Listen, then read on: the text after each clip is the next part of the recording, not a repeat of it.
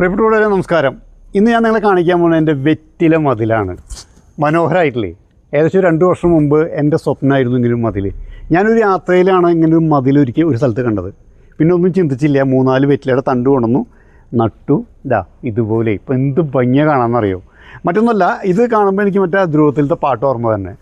തളിർ വെറ്റിലയുണ്ടോ വരദക്ഷിണ വയ്ക്കാൻ. കാരണം വെറ്റില എന്ന് പറയുന്നത് നമ്മുടെ സംസ്കാരത്തിൻ്റെ ഒരു ഭാഗമാണ് അല്ലേ. നമുക്ക് കല്യാണമായാലും എന്ത് ഫംഗ്ഷനും വെറ്റില ഒഴിവാക്കിക്കൊണ്ടൊരു പരിപാടി ചെയ്യാൻ പറ്റുമായിരുന്നില്ല. പണ്ടത്തെ സുന്ദരികളായിട്ടുള്ള യുവതികളെയൊക്കെ വർണ്ണിക്കുമ്പോൾ വെറ്റില കഴിച്ച് ചുവന്ന ചുണ്ടുമായി നിൽക്കുന്ന സുന്ദരികളെ കുറിച്ച് ധാരാളം നമ്മൾ കവിതകളിലെല്ലാം നമ്മൾ കേട്ടിട്ടുണ്ട്. അപ്പോൾ വെറ്റിലയ്ക്ക് നമ്മുടെ സംസ്കാരമായിട്ട് നല്ലൊരു ബന്ധമുണ്ട്. അപ്പോൾ ഇതുപോലത്തെ വെറ്റില മതിലുണ്ടാക്കാൻ വലിയ പാടൊന്നുമില്ല കേട്ടോ.